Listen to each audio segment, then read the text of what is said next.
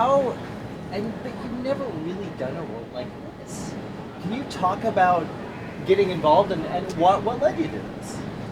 Well, this is entirely to do with Matthew Vaughn's rather subversive imagination, because he basically came to me because I was the last person who would ever imagine doing all this stuff. He likes to do that, and if you look at Stardust, he gets Robert De Niro to play the menacing pirate king, and so far it's not entirely something you wouldn't expect. And then, of course, as soon as he gets behind closed doors, he's a cross-dresser.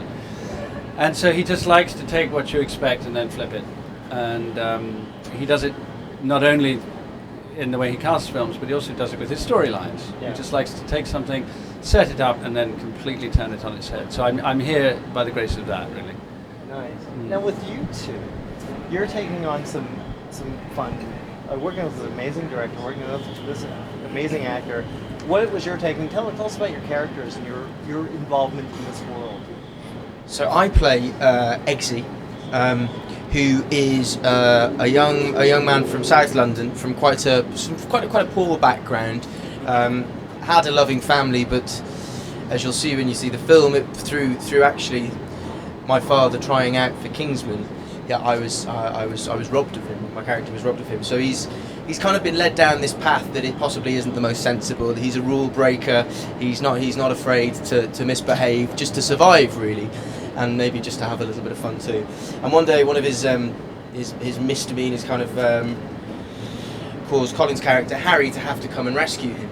And that is when Harry offers him the opportunity to try out for a vacancy at Kingsman, the Secret Service.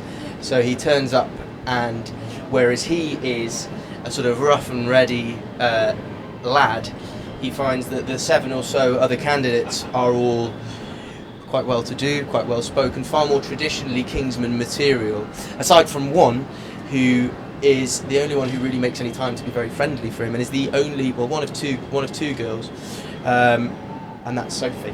Yes, so I play Roxy, and as Taron says, I've come from a very traditional background for Kingsman. I've been well educated, had some military training, things like that, but unlike everyone else, I'm a woman, and Kingsman has never had a successful female candidate before. I'm potentially being a bit of a laughing stock for all the other older traditional Kingsmen, and Taron and I, Eggsy and Roxy, they play kind of the new generation that's coming into Kingsman. It's getting more flexible, it's becoming more of a 21st century organisation as opposed to something that's kind of founded on something much more traditional and male dominated. So it's through our We're the two black sheep, yeah. aren't we? We're the underdogs. We're the underdogs. And we stick together through that. Yeah, quite. Underdogs are good. Yeah. I'm happy with We love underdogs. an underdog. Yes. Now, can you talk about working with this director? Because he's an expert with this kind of action. What did it take for you guys to get involved with this kind of intense, all these great scenes, which we've seen some of in the trailer? It looks amazing. I mean, working with Matthew is. It was my first film, so my first experience of making a film was with him, and I think I was spoilt really. The wonderful language that he has developed. You recognise his films from one to another because of the distinctive style and the tone of them, and what it takes to actually make those films is his incredible level of specificity. He's so detailed, and has a very specific idea about what he wants to achieve, and then he assembles the people who he thinks will best help him arrive at that end. But equally, I found my experience of it, that he was very, very open to letting me try different things, and I hope Jane Goldman, his co-writer, doesn't mind, but I kind of play with bits of dialogue sometimes, and I think I was spoiled really to be working with someone like him. What about you? What was the training like? Because this is intense. It was hard, but like a lot of very difficult things, that if you're lucky, you commit to it long enough, you find yourself benefiting from it, and I did. I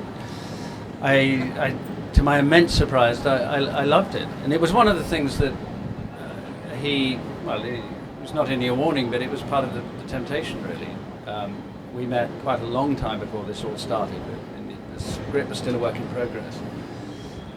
And he just wanted to check in with me as to whether I was up for it in principle. He showed me the comic book. There was no script yet, so just to give me an idea. And would I be prepared to, take a bit of pain?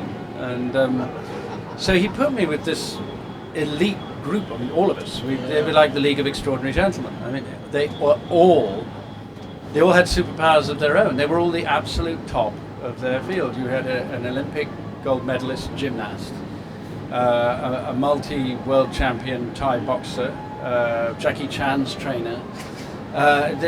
These were the special forces guy, the armaments guys. They were the very best that you will find, and they were on James Bond's stunt driver. Oh my God! Yeah, Wow. we were spoiled, and they kind of moulded us, didn't they, from the kind of the thespish clay we were into the fighting machines we needed to be. And we felt, I don't want to speak for both of us, but that wasn't my history, doing anything like that. No, and I felt so completely out of my depth, and thought that I would never gain the respect of these guys, and never be able to move my lower body for a start. I mean, most guys use their lower body mostly to get from the office to the car and back. And to, a month of just squats and lunges and all these things you don't really want to have to even acknowledge. To get it moving and then get into something which is starting to work. And then to get a sense of camaraderie with these amazing people. Was one of the most thrilling things I've ever done by the time we did it. Well, how much does it help you, the performance? Actually kind of experiencing it and doing it on your own, does that just naturally make the character work for you? It helped.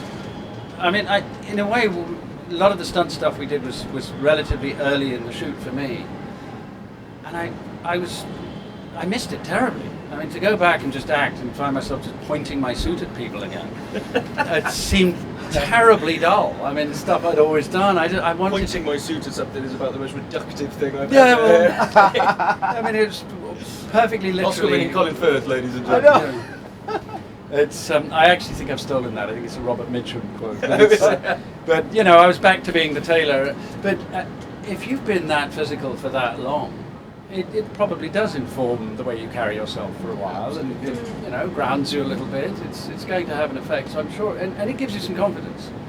Okay. When you shoot the scenes in which this guy thinks you're just a rather effete middle-aged man in a pinstripe suit, and differently, it does help to know that you've shot those scenes.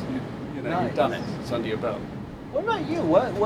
How much of the action are you involved in, and how much did that kind of affect your performance? Well, I didn't have half as much training as these guys. I think I had a few sessions because originally we were going to show more of the physical training for the recruits, I think, at one point. So my first training session involved a few forward rolls. And these guys are going to look at me with daggers when I say that was the only thing I did. But that really was one of my only training sessions. And then I spent a lot of time in some harnesses and doing some gymnastics and core stability for part of the film, and in something called the Vomit Comet as well, which really, really does what it says on the tin. So I kind of felt a bit even with these guys after that, because I wouldn't wish that on anyone. You went through the mill on that I really one. did. That was really And hard. And you did vomit, didn't you, at one point? I came very close, very, very close. I remember walking onto set that day, and Sophie, who's normally, of a rather cheery, friendly disposition, just looked like she was ready to kill someone like her character could do. And I remember Mark Strong was filming something afterwards, and he was about to go into the training for this Vomit Comet thing. He was like, "Soph, what's it like?" I was like, "I just can't tell you. It's something you can experience, and that's it." So.